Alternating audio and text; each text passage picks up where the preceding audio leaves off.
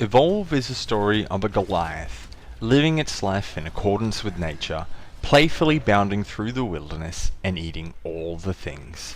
One day, some people came along and built a dam, destroying much of the Goliath's home. However, the Goliath realized it could live peacefully with these creatures, they having one side of the forest, and it the other. This wasn't enough for the dastardly humans, who sent a team of hunters to track down the Goliath. The Goliath, being left little choice, must fight for its life against the encroaching evil. Each match of Evolve requires exactly 5 players. One player assumes the role of the monster, or as it should be known, our valiant defender of the land, or defender for short. The other 4 players one of the invading hunters, each having a specialized role to play. The Assault's primary role is lugging around a bunch of heavy shit, making him well suited to carrying the big guns. His job is pretty simple: see monster, blow monster to sky. He is the highest DPS of all the roles, and though his gameplay is little beyond hold down the trigger, he carries items designed to punish the monster for not paying attention to its positioning. His signature ability is a shield, granting brief invulnerability. Next is the tracker. In the early stages of the game, the defender is trying to avoid detection until it has a chance to nom on some wildlife and increase its power.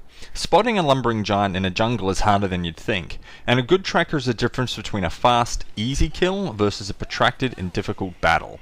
The hunter's signature ability is the Arena, which creates an impassable shield in an area around the hunter, forcing early stage monsters into a hostile confrontation when they'd rather be eating, much like family gatherings at Christmas. Third on the list is the medic. If you've ever camped on the edge of a map with a sniper rifle and complain no one ever comes to heal you, you're a tosser. Fortunately, your problems are solved. In Evolve, the medic is the sniper. You can now camp and heal yourself. Unfortunately, you'll still be a tosser because you won't be able to heal the rest of the team, and a game can only do so much to fix a glaring flaw in your personal character. I admire the developer Turtle Rock Studios for trying to find a way to get snipers to actually contribute to their team's success by making them the medic, and giving the medic more to do than yell at their teammates for running out of healing range. Their special ability is an area of effect heal. The fourth and final role is the support. I probably should have mentioned at the start each class has 2 unlockable variants, but if you expected coherence in a guy's first video review, I apologize, and offer a full refund on the price you paid for this video. Just leave your credit card details in the comments. There's a good reason I didn't mention the variants until now. The supports variants are the ones which differ the most from each other. The base variant is good when the monster is trying to eat everyone by shielding teammates, and the other is good at trying to find the monster before it eats your team by using its head as a UAV. As with all variants, they share a signature ability, which in the support's case is an AoE cloaking field. Finally, our hero, the so-called monster.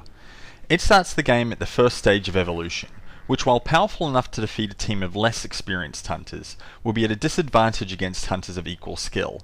By eating wildlife scattered around the map, it will evolve to the second stage of evolution, putting it on equal footing, and continuing to eat will take it to the third stage of evolution, in which beating it is like trying to convince a security guard that, honestly, you just need to use the bathroom and you'll come right back out. It probably won't work and you're going to end up shitting yourself. At the start of a round, the defender has a small time frame in which to run and hide before the hunters arrive via dropship and begin tracking it down. In the first half of the game, when the monster is in the first and second stages of evolution, it's trying to avoid hunters while hunting wildlife. It's the mouse, alternating between creeping along to avoid leaving footprints, and bursts of speed when detected to escape hunters before the tracker can trap it in an arena. In an even game, the monster is likely to reach the third stage. When this happens, a map objective is created for the monster to destroy, forcing the hunters to pull back and defend. Even though the monster is now the equivalent of Batman wielding a pair of nunchuck Norrises, it has no way of healing damage, so the hunters will be in good shape if they're able to weaken it enough beforehand. I'm glad to say each of the role's abilities felt relevant, and requires players to constantly make active decisions. As a medic, should I be trying to heal my teammate, or tranquilize the beast, slowing it down and allowing my teammate to run out of its attack range? Active decisions are also required by the team. Should we split up, finding the monster faster but risking almost certain death in a one-on-one fight, or stay together, ensuring an advantage if the monster is found, but risking it getting to stage 3 without a scratch? The monster also has decisions to make. Most new monster players' first reaction when the game starts is to run as far and as fast as they can away from the incoming dropship. This will get you distance, but you'll leave footprints to follow and disturb wildlife that will highlight your position. I felt like I had more success creeping around the map like a ninja ghost, not to mention the bragging rights for being able to avoid a hunter team despite being 3 stories high. Watching the post-game overview after running the hunters around in circles is particularly satisfying. Yes, we have no bananas. We have no bananas today. Why we bring beans and onions, cabbages and... Evolve's AAA credentials are its biggest draw card and Achilles heel. The game looks slick and the mechanics are tight. However, multiplayer games live and die on their communities, which usually means they'll have a lower than average entrance cost to keep it at a healthy size, either by being free to play or cheap to buy.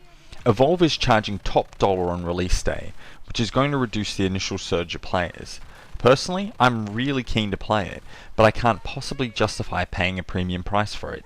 Hopefully the community will stick around long enough so I'll get to enjoy it properly and eat all my friends. Having said that, it seems there are plenty of people out there who think the price is perfectly reasonable, which has put me in 2 minds about what effect it'll have. What do you all think? As with every single YouTuber ever to YouTube ever, I ask that you leave your thoughts, questions and feedback in the comments, subscribe and thumbs up if you like this, and develop better taste if you don't. Thanks for watching, and see you next time.